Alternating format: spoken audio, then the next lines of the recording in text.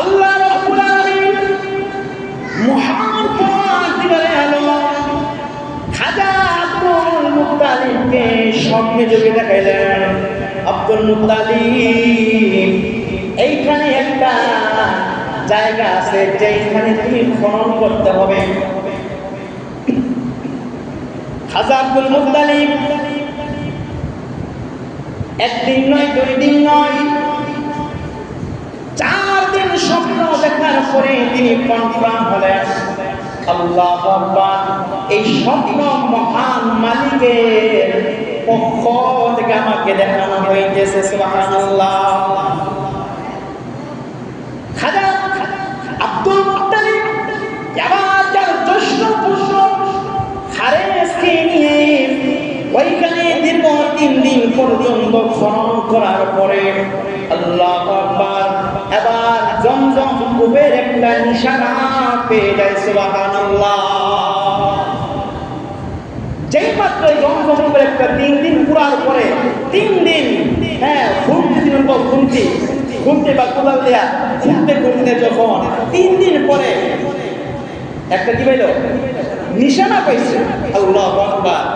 এবার তিনি বইলা বললেন, আমার যে সন্তান আরো বেশি হয়ে যেত, আমার সুবিধা হইতো, আমার সাহায্য করতে কি সন্তান ছিল একটা হারেস। অমনি করে খাজা আব্দুল মুত্তালিব আকাশের দিকে হাতগুলো বাড়াইয়া দোয়া করতে লাগলেন, প্রভু আমার যদি আপনি 10টা সন্তানের মালিক বানান, আমি একটা সন্তান আপনার রাস্তায় কুরবানি করে দেব। সুবহানাল্লাহ।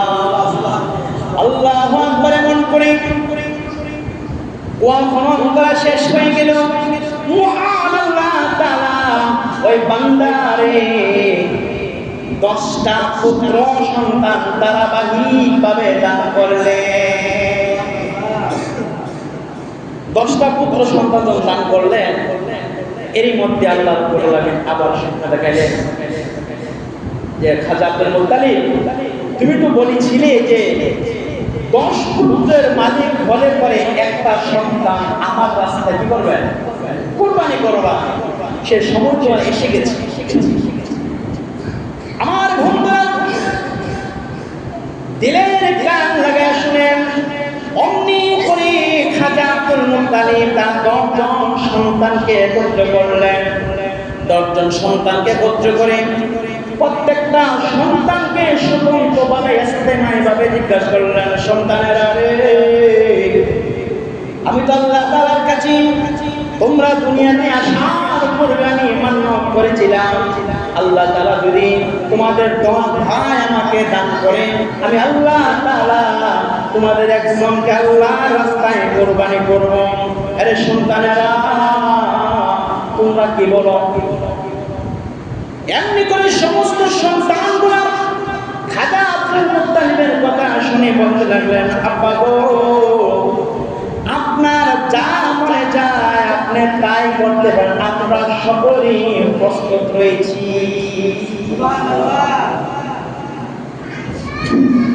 যেই তো সমস্ত সন্তানগুলা তৈরি হয়েছি, খাজা আব্দুল মুত্তালিব এবার লটারির মাধ্যমে কে কাকে কুরবানি করবে নির্ণয় করবেন। লটারি দেওয়ার পরে আল্লাহু আকবার, নবীজির সন্দেহ বাবার নাম উঠে যায়। আব্দুল্লাহ ছিলেন সবচেয়ে সুন্দর সদস্য। তাদের 10 ভাই থেকে আব্দুল্লাহ কি সবচেয়ে। খাজা আব্দুল মুত্তালিব হযরত আব্দুল্লাহকে সবচেয়ে বেশি ভালোবাসতেন, সবচেয়ে বেশি মহব্বত করতেন। আর লটারির মধ্যে আব্দুল্লাহর নাম উঠে যায়। আল্লাহু আকবার। খাজা আব্দুল মুত্তালিব আব্দুল্লাহকে লইয়া জমাই করার জন্য চলে যাইতে লাগলেন। এরই মধ্যে আব্দুল্লাহর বোনেরা বাবার কাছে আব্বার জানালেন, ওগো পিতা মহোদয়, আপনি 10টা উট এবং আব্দুল্লাহর একটা লটারি দেন। 10টা উট অসমান করে হত্যার বিনিময়ে 10টা উট দিলে কি বলতাম মানে মওকুফ হয়ে যেত। এটা ছিল একটা আইন যে 10টা উট আর আব্দুল্লাহ লটারি দিল, আব্দুল্লাহ নাম এমন ভাবে একবার, দুইবার, তিনবার, চারবার, পাঁচবার, ছয়বার, 10বার এগুলো 10 করে হইল, 10 100 100 উট এক জায়গায় আর আব্দুল্লাহ এক জায়গায়, নবীজির পিতা মহোদয় এক জায়গায় আর 100 উট এক জায়গায়। যখন লটারি দিলেন তখন আল্লাহু আকবার 100 উটের নাম উঠে গেল, সুবহানাল্লাহ। তখন খাজা আব্দুল মুত্তালিব 100 উট আল্লাহর রাস্তায় সবাই বলল সুবহানাল্লাহ সুবহানাল্লাহ। চিন্তা করতেন 100 উট কত বলা, বর্তমানে এর প্রাইস কত? কোটি টাকার উপরে। আমার বন্ধুরা, খাজা আব্দুল মুত্তালিব এমন একজন ব্যক্তিত্ব ছিল যিনি ওই জাহিলিয়া যুগের মধ্যে কোনদিন জিনা করে নাই, কোনদিন কোন নেশা দ্রব্য গ্রহণ করে নাই, কোনদিন অত্যাচার করে নাই, জুলুম করে নাই, কোনদিন তিনি মানুষকে অসৎ পরামর্শ দান করে নাই। আমাদের যে অবস্থা, আল্লাহু আকবার, যদি চাচা একটু মাথাওয়ালা হইতারে, মানে মাথাওয়ালা চাচার কাছে আইলে তো গিরে তো ইমাম বাড়ির ফুলারা পরে তাফা মারবো এরকম কথা যা আমি তো আছি দিছে হারে ফুলায়। এরপরে এর খুঁটি কখন আইলো, আসতে বললো কিরে আমি তোর চাচা, আমি আমার বাদ খাইলো তোর বাদ দিয়ে আমার খুঁটি বাড়াই, তোর চিন্তা আছে? দণ্ড লাগাই দিচ্ছে, আছে না মনে গোপন না করলে করতে পারে বিভিন্ন মানে এখন তো মানে মিডিয়ার মাধ্যমে শোনা যায় যে চাচার মাথার থেকে পাওয়া আর যে চাচার দিকে চাচা গয় ডাক্তারে বকশিস ঘোষণা করা হয়, শাশুড়িকে বকশিস দেওয়া যায় ইনশাল্লাহ। বুঝতেছ না কেন আমরা ঘোষ মনে করি না, বকশিস দিচ্ছে আর কি মাশাআল্লাহ। চাচা করে লুঙ্গি ভেঙে লেগে গেছে, খাসা ওখানে চাও সমস্যা, টাকা তোমার কাছে।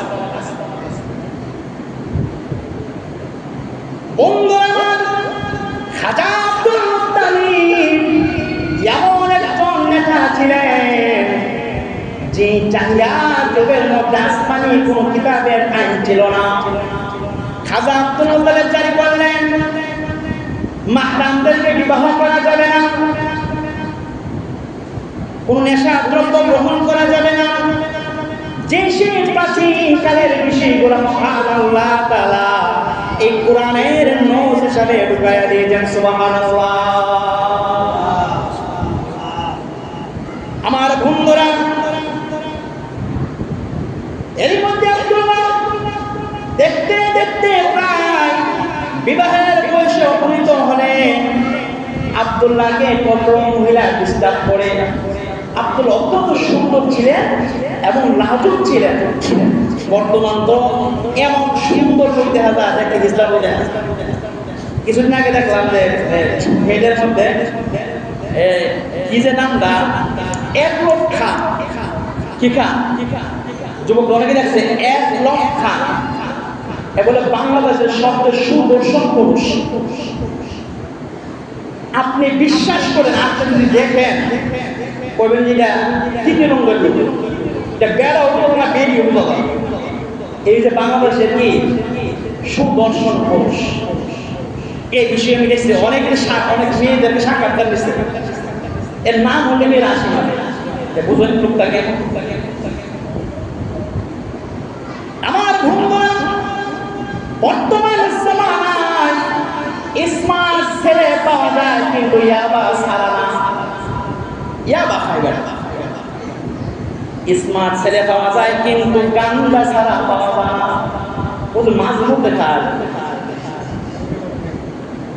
স্মার্ট ছেলে পাওয়া যায় যাদের চরিত্র ভালো নয়, স্মার্ট ছেলে পাওয়া যায় যাদের আখলাক ভালো নয়। কিন্তু নবীজির পিতা এমন একজন লোক ছিলেন যার আদর্শ এত ভালো ছিল, এত ভালো ছিল, যেটা দ্বিতীয় একটা উদাহরণ দেওয়ার মতো নয়। আব্দুল্লাহকে মেয়েরা বিশ্বাস করত, তিনি অনেক লাজুক প্রকৃতির ছিলেন।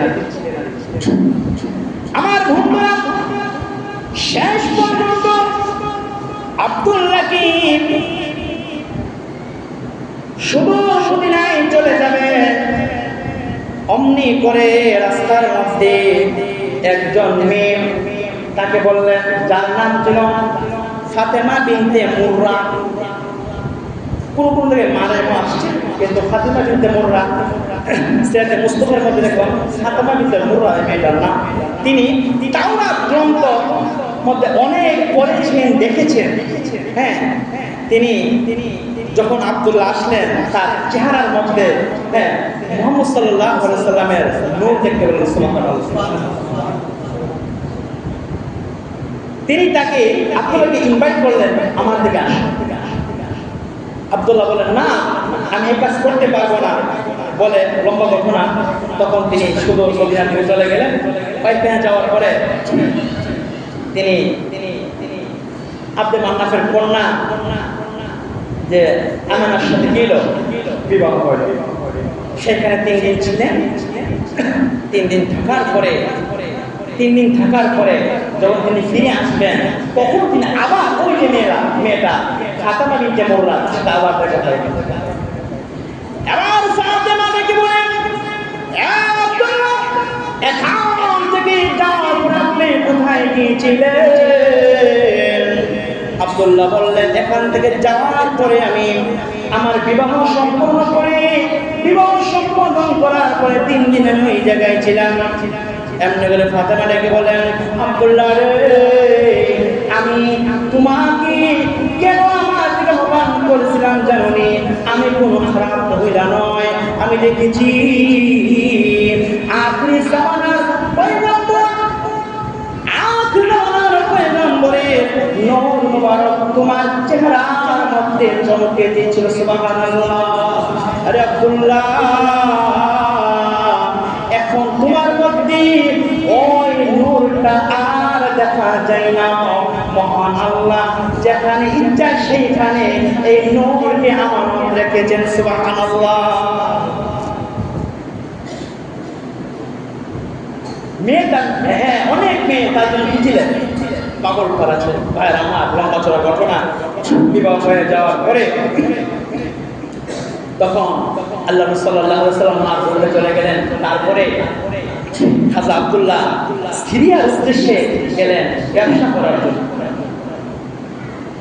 সিরিয়ার উদ্দেশ্যে ব্যবসা করার জন্য যাওয়ার পরে সেইখানে গিয়ে যখন অসুস্থ হয়ে যায়, তিনি মামার বাড়ি মদিনায় চলে যায়। ওই দিক দিয়ে ব্যবসায়িক কাফেলা চলে আসলেন। চলে আসার পরে সমস্ত মানুষগুলো আব্দুল মুত্তালিবের কাছে আসার পরে আব্দুল মুত্তালিবকে বললেন, এই কাফেলার লোকেরা আমার আব্দুল্লাহ কই? মানুষগুলো বলল, ও খাজা আব্দুল মুত্তালিব, শুনেন, আপনার আব্দুল্লাহ পথিমধ্যে অসুস্থ হয়ে যায়, তিনি মামার বাড়ি চলে যায়। আব্দুল মুত্তালিব পুত্র হারেসাকে ওই মদিনার জন্য প্রেরণ করলেন। মদিনায় গিয়ে হারেসা দেখলেন আব্দুল্লাহ অসুস্থ হওয়ার পরে তিনি সেইখানে ইন্তেকাল করে।